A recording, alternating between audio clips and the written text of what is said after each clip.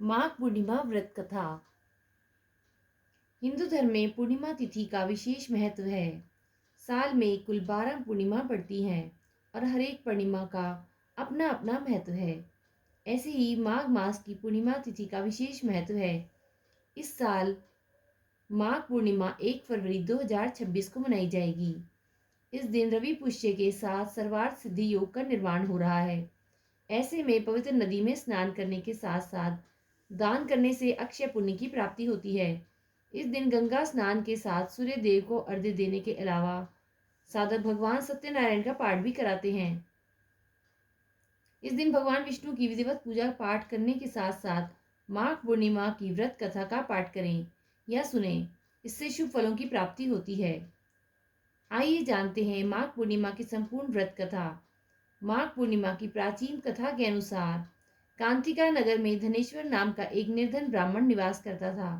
वह भिक्षा मांगकर अपने जीवन का निर्वाह करता था। उसके जीवन में एक बहुत बड़ा दुख यह था कि उसकी कोई संतान नहीं थी।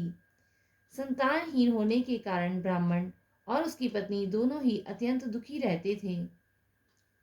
एक दिन ब्राह्मण की पत्नी नगर में भिक्षा मांगने निकली, लेकिन लोगों ने उसे संतानहीन होने के कारण ताने दिए और भिक्षा देने से इनकार कर दिया।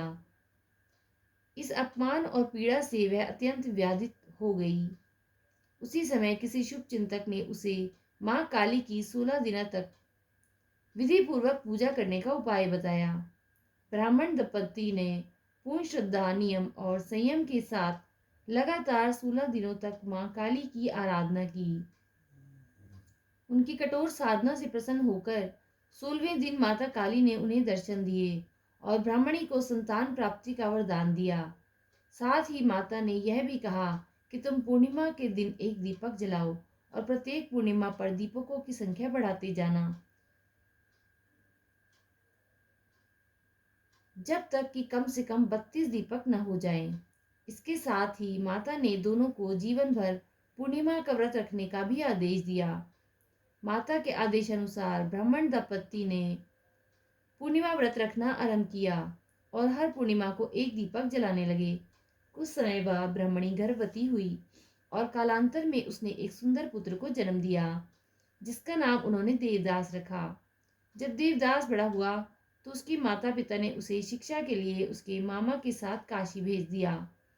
काशी में रहते समय किसी दुर्भाग्यपूर्ण घटना के कारण देवदास का विवाह अनजाने में हो गया। कुछ समय पश्चात उसके जीवन पर संकट आ गया और उसकी मृत्यु का समय समीप आ पहुंचा। उसके माता पिता ने संतान प्राप्ति के कारण पूर्णिमा का व्रत रखा हुआ था और माता काली की कृपा उनके साथ थी। पूर्णिमा व्रत और माता की कृपा के प्रभाव से काल भी देवदास का कुछ न बिगाड़ सका और उसे जीवन दान प्राप्त हुआ। ऐसा माना जाता है कि तभी से माघ पूर्णिमा के दिन व्रत रखने की महिमा प्रचलित हुई है। जो व्यक्ति श्रद्धा और विश्वास के साथ पूर्णिमा का व्रत करता है, उसे सभी संकटों से मुक्ति मिलती है और उसकी सभी मनोकामनाएं पूर्ण होती हैं। बोलिए जय श्री विष्णु, जय माँ लक्ष्मी। कथा अच्छी लगे तो चैनल को लाइक और सब्सक्राइब जरूर करें।